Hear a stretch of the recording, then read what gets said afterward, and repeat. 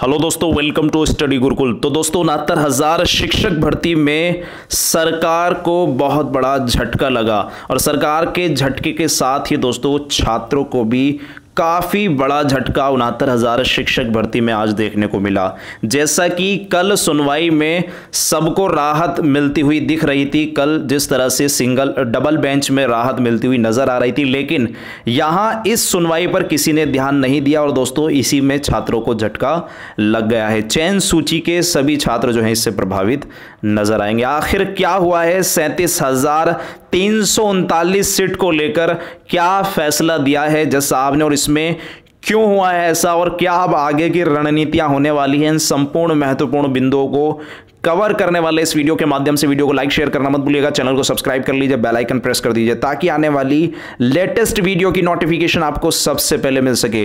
तो चलिए वीडियो को शुरू करते हैं। तो आप समझ सकते हैं आज justice U U Lalit sir court के अंतर्गत नहीं थे और ऐसे में जो यूयू ललित जी स्वयं इस केस को शुरू से ही हैंडल कर रहे थे।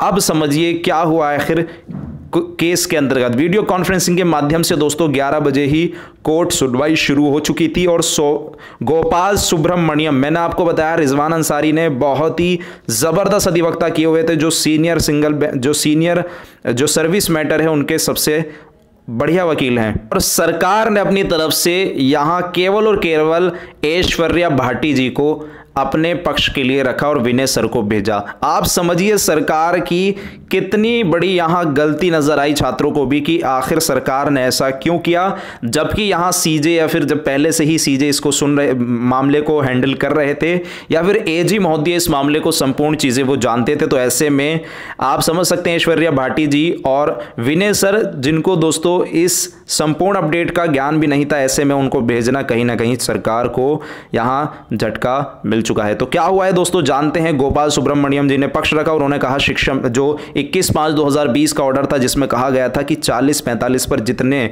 शिक्षा मित्र पास हैं उनका संपूर्ण डाटा 6 जुलाई तक मांगा गया है। ऐसे में सरकार भर्ती प्रक्रिया कैसे संचालित कर सकती है और सरकार किस तरह से भर्ती को पूरी कर सकती है, क्योंकि 8,018 केवल शिक्षा मित्र पास हैं और ऐसे में इन 37,339 शिक्षा मित्रों का क्या होगा 40-45 पर ये अगर पास होंगे। तो ऐसे में दोस्तों उन्होंने सबसे पहले ये बात रखी और बात रखने के बाद यहां पटवालिया सर जो शिक्षा मित्रों का पक्ष रख रहे थे, उन्होंने ऑर्डर के पेज 32 पैरा 4 का रेफरेंस देकर शिक्षा मित्रों के लिए राहत की मांग की। क्योंकि दोस्तों आप समझ सकते हैं इस ऑर्डर के अंतर्गत बहुत सारी चीजें थी जिसमें शिक्षा मित्रों को स्पष्ट कह दिया गया था कि इनके जो पद हैं उनको सरकार जो है भी फिलहाल ना छेड़े। लेकिन फिर भी दोस्तों फिर विनय सर ने सीधी बात कही कि शिक्षा मित्र जिन्होंने परीक्षा में सफलता हासिल की है ऐसे में केवल उनको ही स्टेट सिलेक्शन दे सकती है और जिन्होंने नहीं की है उनको स्टेट नहीं देगी सिलेक्शन, ऐसा उन्होंने कहा है और चयन सूची भी जारी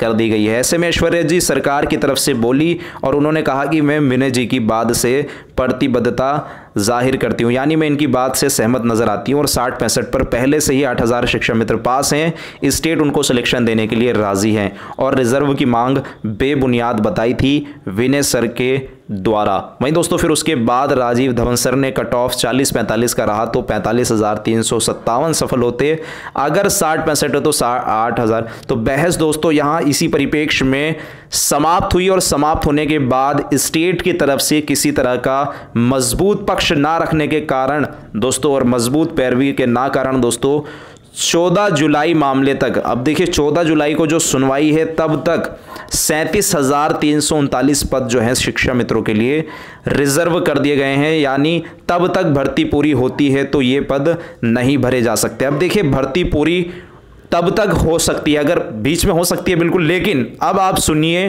काउंसलिंग किस तरह से बाधित होगी और चयन सूची किस प्रकार से इसमें निष्प्रभावी हो जाएगी। और जज साहब ने ऑर्डर भी लिखाया है और मैं आपको क्लियरली सबसे पहले बता देना चाहता हूं कि जो चयन सूची में 867 छात्र पास हैं, अब इसमें से 8,018 केवल शिक्षा मित्र हैं। ऐसे में आप समझिए जो अन्य पदों पर जो लोग हैं या फिर छात्र हैं जो कम गुणांक वाले बॉर्डर लाइन वाले छात्र हैं वो एकदम अब बाहर हो सकते हैं अगर सरकार भर्ती प्रक्रिया को पूरा करती है। और ऐसे में 14 जुलाई के बाद जो मामला सुना जाएगा और किसी तरह का कोई स्पष्टीकरण सामने आएगा तब दोस्तों इन पदों को भरा जा सकता है। लेकिन अब सरकार भी दोस्तों आप समझ सकते हैं, सरकार भर्ती पर अभी पहले से ही स्टे लगा हुआ है। ऊपर से ये सुप्रीम कोर्ट के अंतर्गत आज सरकार को एक ये झटका लगा है। अब सरकार आज अपना रिटर्न भी देगी और कल दोस्तों ऑर्डर भी आएगा जो डबल बेंच का है। ऐसे में अगर सरकार भर्ती भी करेगी तो जो चयन सूची में शामिल छात्र हैं, जो बॉर्डर लाइन वाले छात्र हैं, वो 37,339 छात्र जो हैं बाहर होते हुए नजर आएंगे। और 37,339 छात्र ये 67,000 में से नहीं आएंगे, 59,000 में से, क्योंकि 8,000 पहले ही शिक्षा मित्रों के पद निकाल दिए जाएंगे। अब आप समझिए 59,000 में से 37,339 पद अगर निकाल दे सरकार तो केवल कितने पद बचेंगे आप स्वयं सोचिए और स्वयं गणित लगाइए।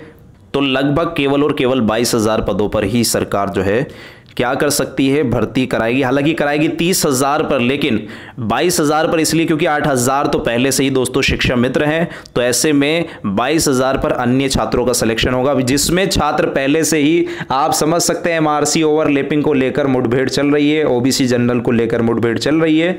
आप समझिए इस पूरे की पूरी मतलब काउंसलिंग की संपूर्ण प्रक्रिया ही इसमें बाधित कर दी गई है। पूरी क्रोनोलॉजी आप समझिए, और काउंसलिंग बाधित करने पर भर्ती पर ग्रहण लग चुका है। तो अब आप समझ चुके होंगे किस प्रकार से अब क्या होगा, ये आप समझ रहे होंगे कि आखिर अब इस भर्ती में क्या होगा, इसका क्या फैसला आ सकता है। और कल का ऑर्डर भी इस पे डिपेंड करने वाला है, क्योंकि दोस्तों रिजवान अंसारी की तरफ से प्लान जो उसने तैयार किया था उसमें दोस्तों बिल्कुल, क्योंकि जज साहब ने क्लियरली कह दिया कि इन 37,339 पदों को कतई ना छेड़ा जाए।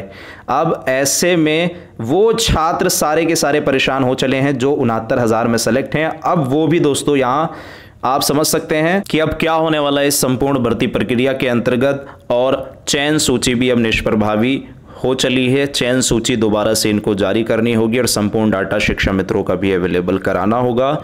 6 जुलाई का दोस्तों संपूर्ण तरीके से इनको रणनीति अपनानी होगी सरकार को। लेकिन यहाँ दोस्तों आप समझ सकते हैं क्या है इस भर्ती का आखिर फैसला, या फिर क्या है इस भर्ती का भविष्य। एक जगह जहां दोस्तों लगातार फर्जीवाड़े की खबरें सामने निकल कर आ रही है, वो छात्र भी इससे बाहर होंगे। अब आप देखिए 22,000 ये सीट हैं, 22,000 में फर्जीवाड़े वाले छात्र भी इससे बाहर होंगे। अब ऐसे में आप समझिए कि भर्ती आखिर होगी कितने पदों पर, भर्ती कितने पदों पर सरकार करेगी। ऐसे में आप समझ सकते हैं कि संपूर्ण सरकार की रणनीति के तहत आगे तक ये संपूर्ण प्रक्रिया बाधित हो सकती है। लेकिन आज जो हुआ है, अभी फिलहाल कोर्ट ऑर्डर आना शेष है। जैसे ही कोर्ट ऑर्डर आएगा और उसमें संपूर्ण चीज़ें लिखी हुई होंगी, वो सब चीज़ें आपको सबसे पहले स्टडी गुरुकुल टीम की तरफ से बताई जाएंगी। सारी चीज़ें आप सभी को अपडेट की जाएंगी। संपूर्ण रणनीति आप सभी को वैसे हमारे टेलीग्राम ग्रुप पर भी बताई जा रही है, तो आप उसको भी ज्वाइन कर लीजिए। और आप सभी के साथ आपके क्वेश्चन आंसर के लिए मैं लाइव भी जुड़ूंगा। लेकिन अभी फिलहाल सरकार के रिटन सबमिशन का भी इंतजार है, क्योंकि सरकार अगर रिटन अच्छा देती है तभी सरकार के पक्ष में कल फैसला आ सकता है। नहीं तो दोस्तों भर्ती पर स्टे लगकर, अब स्टे लग गया अगर दोस्तों, तो फिर आप समझ सकते हैं भर्ती प्रक्रिया फिर वही 12 जुलाई को फिर से सुनवाई होगी और 12 जुलाई पर डिपेंड करेगी। और 12 जुलाई के बाद मैंने आपको सबसे पहले बताया था, जब भर्ती प्रक्रिया में काउंसलिंग बाधित हुई थी, मैंने आपको बताया था कि 14 जुलाई तक सरकार जो है इस संपूर्ण भर्ती प्रक्रिया में, क्योंकि जो निर्णय है वो सुप्रीम कोर्ट का सुप्रीम होता है, आप समझ सकते हैं, वो सिंगल बेंच डबल बेंच सब में लागू होता है जो सुप्रीम कोर्ट के आदेश होते हैं, आप समझ सकते हैं। तो माननीय सर्वोच्च न्यायालय द्वारा आज जिस तरह से दोस्तों संपूर्ण चीजें सामने निकल कर आई, ऐसे में अब भर्ती पर छात्र जो हैं चिंतित और परेशान हो चले हैं। लेकिन जैसे ही दोस्तों कोर्ट ऑर्डर आएगा और संपूर्ण चीज़ें पता चलेंगी, आपको सबसे पहले बता दिया जाएगा। और शिक्षा मित्रों को दोस्तों इसमें राहत मिल चुकी है। संपूर्ण चीज़ें कोर्ट ऑर्डर आने पर ही पता चलेगी। चयन सूची वाले छात्र अब चिंतित परेशान हो चले होंगे, और वैसे भी इसमें इतने सारे केसेस हैं। अब इस भर्ती प्रक्रिया पर क्या होगा, हम तो सोच रहे थे कि इस भर्ती प्रक्रिया में छात्रों को जल्दी से जल्दी नियुक्ति मिले, हमारा ये एम भी था। लेकिन अब इसके भविष्य पर किसी भी तरह का कोई स्पष्टीकरण देना अभी उचित नहीं होगा जब तक कोर्ट ऑर्डर नहीं आता। जैसे ही कोर्ट ऑर्डर लिखवाकर आप सभी के सामने पेश कर दिया जाएगा। तो अंतरिम रूप से दोस्तों शिक्षा मित्रों को राहत मिली है और छात्र जो हैं अभी फ़िलहाल असंतोष में हैं और छात्र जो हैं चिंतित और परेशान हैं। लेकिन आप हमारी टीम से जुड़कर अपनी परेशानी समाधान ले सकते हैं। आप स्टडी गुरुकुल 69,000 टेलीग्राम पर सर्च करके उस को डाउनलोड कर लीजिए और दोस्तों ज्वाइन कर लीजिए। तो आई होप आप समझ चुके होंगे। Thanks for watching video, take care, bye bye, God bless you all guys. मिलते हैं दोस्तों लाइव। आप सभी को बता दिया जाएगा एक समय, जिस समय दोस्तों लाइव आया जाएगा आप जुड़िएगा ज़रूर। जय हिंद।